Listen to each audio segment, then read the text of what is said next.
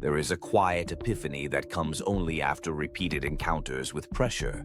It is subtle at first, like the faint glimmer of dawn through a dense forest.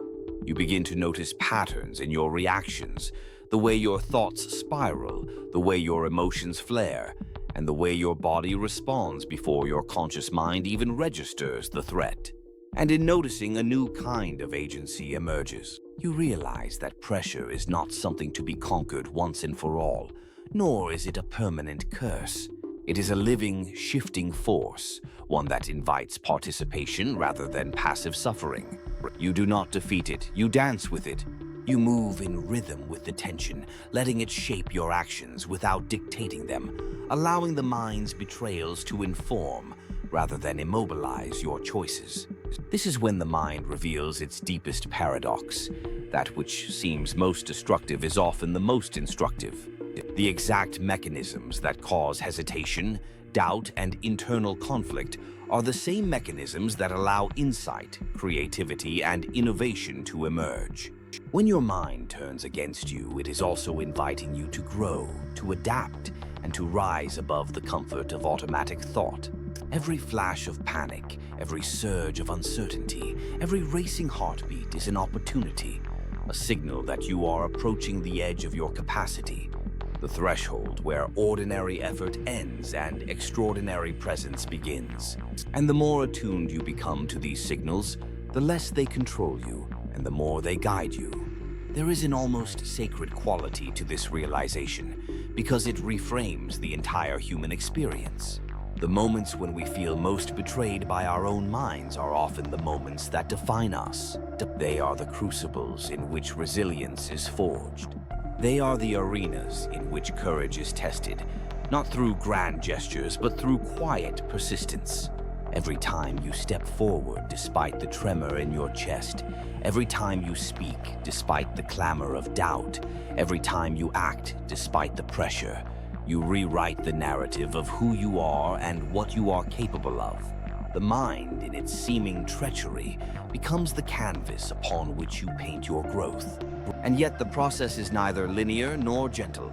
You will stumble, you will falter, you will return again and again to that same edge where the mind threatens to unravel your intentions. But with each encounter, you accumulate subtle mastery, the ability to recognize the onset of panic before it overwhelms you, the capacity to direct attention to what matters most, the skill to anchor yourself in the present when the future threatens to collapse in on itself.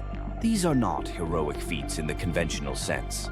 They are the quiet triumphs of persistence, awareness, and human adaptability. They are the proof that the mind, even at its most deceptive, is not an enemy but a tutor, harsh and relentless, yet profoundly revealing. And it is in these revelations that life takes on a new texture, a deeper resonance. Pressure no longer feels like an external force pressing down on you. It becomes a partner, an ever-present guide pointing to what is unfinished, unexplored, and capable of transformation.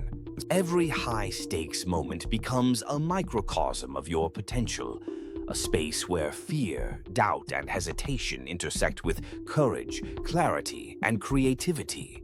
And in moving through this space repeatedly, you begin to inhabit a new relationship with yourself, one defined not by avoidance of discomfort, but by an intimate understanding of its signals and rhythms. There is something profoundly human in this dance, something that transcends achievement or performance. It is the acknowledgement that life will always present challenges beyond our control, that the mind will always test us in unpredictable ways, and that the deepest form of mastery lies not in controlling the mind, but in partnering with it. The moments when it turns against you are invitations to deepen your awareness, to sharpen your focus, to extend your courage, and to expand your resilience. They are opportunities to witness the full spectrum of your humanity, the vulnerability, the strength, the fear, the determination, and to emerge on the other side with a richer understanding of who you are. In the end, the story of the mind under pressure is not one of betrayal alone.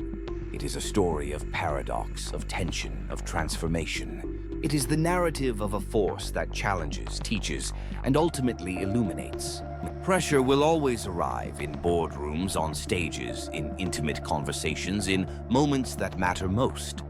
The mind will always react, doubt, hesitate, and at times betray. But when you learn to meet it with presence, with awareness, and with gentle discipline, you discover that what feels like opposition is actually guidance, that every internal storm is also an invitation, and that mastery is not the absence of pressure, but the ability to move through it with grace, insight, and unwavering humanity. And when you finally step back after the storm has passed, there is a profound stillness, a recognition that the mind, in all its turbulence, has never truly abandoned you. It has been guiding you all along, challenging you, refining you, and revealing the depths of your own resilience. And in that stillness, you understand something fundamental, that human strength is forged not in ease, but in the crucible of pressure, not in certainty, but in the dance with doubt, and not in the absence of fear, but in the willingness to act despite it.